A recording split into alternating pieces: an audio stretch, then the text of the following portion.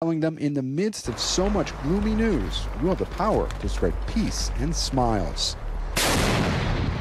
Peace seems a long way off in Ukraine. Russian President Vladimir Putin now saying he'd be willing to hold ceasefire talks, but only if Ukraine were to give up territory and not join NATO. Conditions Ukraine is calling absurd after President Biden and Ukrainian President Zelensky signed a security agreement yesterday.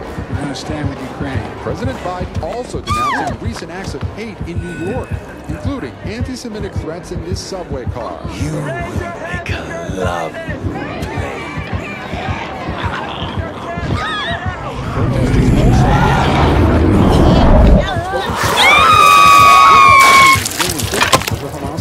Terror attacks, as well as vandals scrawling Hamas symbols in the home of the museum director, who's Jewish. The president writing the horrific acts of anti-Semitism this week. Your tail. Late tonight, the White House responding to Putin's offer, saying there's not a country in the world that can say with a straight face this is acceptable. Lester? All right, Gabe, thank you. There is news just in tonight from Houston, where the Sandy Hook families are still fighting to get the $1.5 billion in damages they are owed from conspiracy theorist Alex Jones. Ann Thompson is here. What happened in court? Lester, Alex Jones will have to liquidate his personal assets to help pay that debt. But the federal bankruptcy judge in Houston said the conspiracy promoter could keep his business that runs his InfoWars website, saying that it was one of the most difficult cases he's had. Judge Chris Lopez dismissed the request to liquidate free speech systems. He apologized for making that decision 2 days before Father's Day. It is also the week that the classmates of the 20 child victims graduated from high school. Jones is estimated to have $9 million in personal assets. The company is said to have a cash value of $6 million. The theory behind the decision is that keeping the business going allows it to pay the families. The judge put no limits on what Jones can say on his webcast. Lester? All right, Ann, thank you.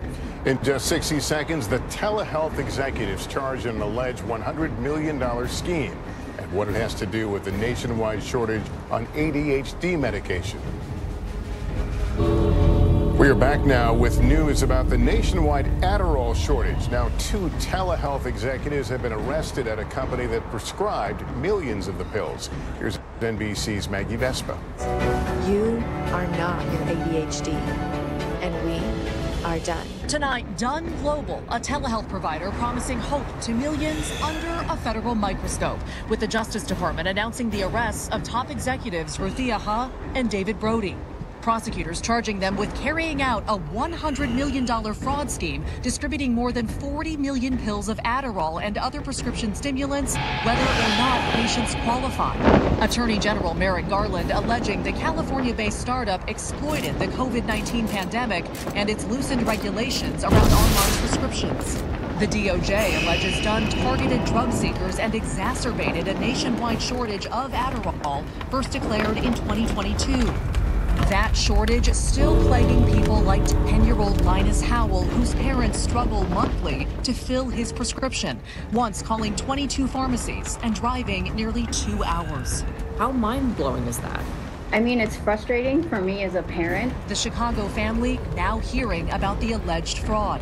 It furthers a narrative that Adderall is more of a recreational drug. I feel like it's just extremely unfortunate for people who actually need it. The CDC estimates up to 50,000 patients could now have their access to medication impacted. I think we already have a crisis of healthcare providers in our country. Now we're going to have 50,000 people who need new providers. NBC News has learned Ha has yet to enter a plea. Brody has pleaded not guilty. If convicted, both face up to 20 years in prison. Lester. Okay, Maggie Vespa, thank you. When we return inside the coast in the houses of so many. And we're back now with a story from the climate crisis. Coastal erosion in California from record rainfall is contributing to a new challenge, shrinking beaches up and down the state. Liz Kreutz reports on the effort to save them. It's one of the most iconic parts of California, the sprawling beaches. But after 2 years of record rainfall, now a growing conundrum: how to save the state's crumbling coastline. The volleyball court was where the rocks were. Marianne and Duke Stroud live smack on the beach in the city of Oceanside, which has lost 45 feet of sand since 2000. We've had the volleyball in our front yard. When Marianne's family moved here in the 40s, it looked nothing like it does today. There really isn't a beach. The beach is gone. Shrinking beaches in the area are in part due to man-made projects, but locals say made worse by the intensifying storms that have hammered the state and left homes teetering on cliffs, and parts of Highway 1 in Big Sur collapsed. Some beaches across the state now look like this, mostly cobble and rocks, little to no sand, which beyond just making a beach enjoyable is critical to protecting these bluffs and slowing coastal erosion. Scientists say sand acts as a natural buffer against pounding waves that eat away at the cliffs. We have critical infrastructure like highways and railways that are threatened by erosion. If we don't have that beach that buffers the waves as they Already, some cities are making plans to move train tracks and part of a highway further inland away from the eroding coast. This, as USGS says, by 2100, up to 75% of the state's beaches may disappear without limited human intervention due to rising sea levels. And so underway right now, a multi-million-dollar race to build back the beaches. In Encinitas, this diminished beach has recently been tripled in size by a U.S. Army Corps of Engineers sand replenishment project. And back north in Oceanside, a different approach. This used to be sand coming right down here.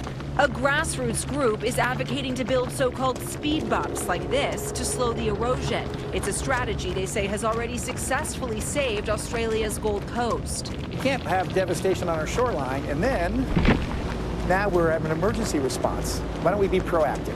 There's no one hoping for that more than Marianne and Duke, who are now dealing with a new kind of toll. As insurance companies pull out of the state due to growing damage from climate disasters, the cost of their coverage has tripled. What have they told you?